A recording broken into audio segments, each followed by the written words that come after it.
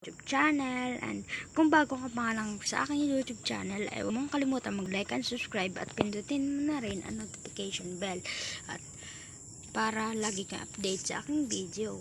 Ang gagawin nga pala natin ay kukuha tayo ng mga resources para papatagin yung mga nasa likod natin na mga butas. So tara at magsimula na tayo, let's go! And para mga pala hindi kayo mainip ay bibigyan ko na lang kayo ng time-lapse. So time-lapse, pasok!